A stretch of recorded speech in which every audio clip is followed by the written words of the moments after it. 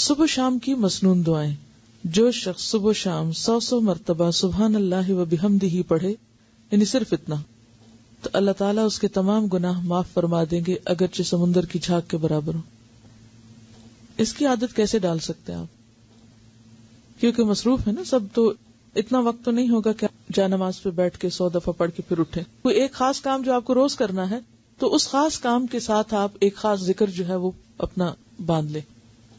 ایک تو ہے نا کہ ہر وقت کوئی بھی ذکر آپ کریں، لیکن یہ جو مخصوص اذکار بتائے گئے مخصوص اوقات میں کرنے کے، تو ان کا فائدہ جب ہی ہوتا ہے جب ہم ان کو اوقات کی پابندی کے ساتھ کرتے ہیں. اور اصل میں اس کے پیچھے حکمت بھی یہی ہے وقت بتانے کی، کہ پھر انسان اس میں مس نہیں کرتا. صبح ہوئی، اللہ کی یاد آئی، اور سنت کے مطابق جو آپ صلی اللہ علیہ وسلم نے بتایا وہ ذکر کرنا. ویسے تو آپ کوئی بھی کر سکتے ہیں، ہر ذکر میں فائدہ ہے، لیکن آپ کے نقش قدم پہ چلنا، جہاں آپ نے قدم رکھا وہیں پیچھے رکھنا، اس کا لطف ہی کچھ اور ہے. ٹھیک ہے نا، یعنی اس میں تھوڑا فرق ہو جاتا ہے. پھر چلیے، آپ صلی اللہ علیہ وسلم نے فرمایا صبح شام 3 مرتبہ یہ دعا پڑھنے والا دن اور رات کی تکلیفوں اور نقصان سے محفوظ رہتا ہے. بسم اللہ الذی لا یضر مع اسمہ شیء فی الارض ولا فی السماء وہو السمیع العلیم. صبح شام اس اللہ تعالی کا نام لیتا ہوں جس کے نام کی وجہ سے زمین و آسمان کی کوئی چیز نقصان نہیں پہنچا سکتی، اور وہ سننے اور جاننے والا ہے. آپ صلی اللہ علیہ وسلم اس دعا کو بھی روزانہ صبح شام 3 مرتبہ پڑھتے تھے. اللہم عافنی فی بدنی، اللہم عافنی فی سمعی، اللہم عافنی فی بصری، لا الہ الا انت.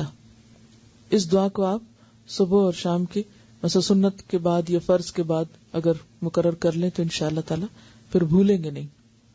اے اللہ میرے بدن میں عافیت عطا فرما، اے اللہ میری سماعت میں عافیت عطا فرما، یعنی میرے کان ٹھیک رکھ. اے اللہ میری بینائی میں عافیت عطا فرما.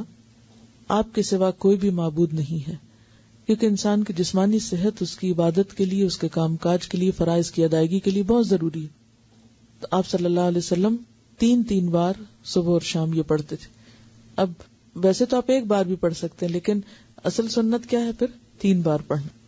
آپ صلی اللہ علیہ وسلم نے فرمایا کہ جو شخص سورہ اخلاص، سورہ فلق اور سورۃ الناس صبح شام 3 بار پڑھے گا تو وہ ہر قسم کی آفت سے محفوظ رہے گا. ترمذی کی روایت ہے. آپ صلی اللہ علیہ وسلم نے سیدہ فاطمہ رضی اللہ تعالی عنہا کو ہر صبح شام یہ دعا مانگنے کا حکم دیا تھا، یعنی آپ نے اپنی بیٹی کو یہ دعا سکھائی تھی. یا حی یا قیوم برحمتک استغیث فاصلح لی شأنی کلہ ولا تکلنی الی نفسی طرفۃ عین.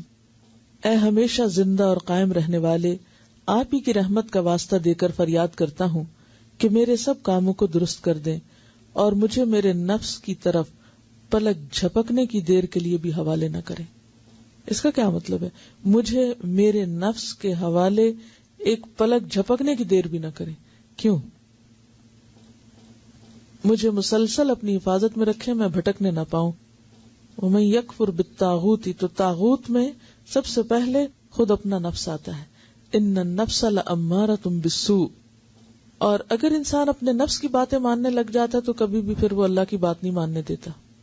تو انسان نفس کے حوالے ہوا نہیں اور پھسلا نہیں اور گیا نہیں. ٹھیک ہے، تو اس لیے یہ دعا بھی بہت اہم ہے اور بہت ضروری ہے. تو نفس کے حوالے ہونے کا مطلب کیا ہے؟ برائی کی طرف جانا. اور اس میں آپ دیکھیے کہ آپ سارا دن عہد کریں گے میں نے یہ نہیں کرنا ہے، ایسا نہیں بولنا، ایسا نہیں کرنا، اور لمحے بھر کے لیے کیا ہوتا ہے؟ منہ سے بات نکل جاتی، آپ ایک دم غصے میں آ جاتے ہیں، آپ ایک دم وہ کہہ آتے ہیں جو سویر سے وعدہ کر رہے تھے شام تک کہ اب آج سے میں نے یہ جملہ نہیں بولنا یا یہ کام نہیں کرنا. وہ لمحے بھر کے لیے آپ نفس کے حوالے ہوئے اور گئے.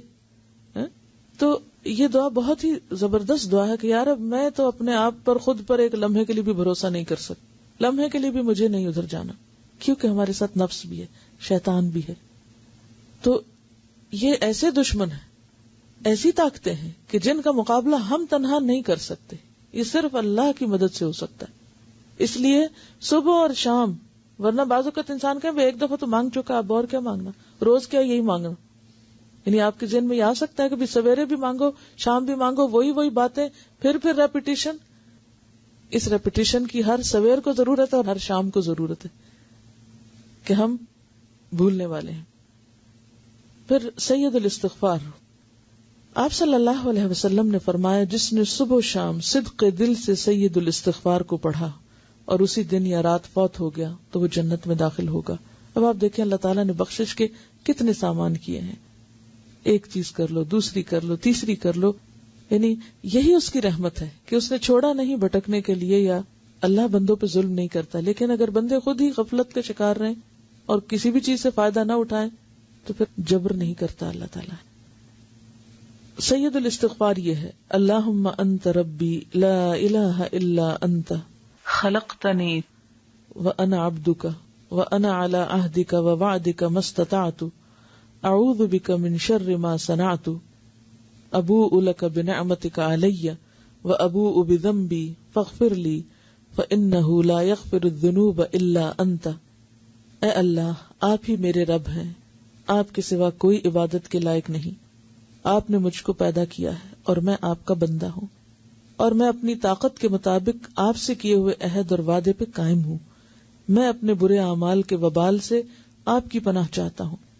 میں آپ کی نعمتوں کا اقرار کرتا ہوں، یعنی جو بھی آپ نے نعمتیں مجھ پر کی ہیں ان سب کا اعتراف کرتا ہوں، اور اپنے گناہوں کا بھی اعتراف کرتا ہوں. یعنی ایک طرف تو نے مجھے اتنا کچھ دیا اور دوسری طرف میرے گناہوں کے ڈھیر ہیں. آپ میرے گناہوں کو معاف فرما دیجئے، کیونکہ آپ کے سوا کوئی بھی گناہوں کو معاف نہیں کر سکتا. یعنی کسی انسان، کسی جن، کسی فرشتے کے اختیار میں نہیں کہ وہ بندے کے قصور معاف کر سکے. اصل معافی اللہ ہی کی طرف سے ہے.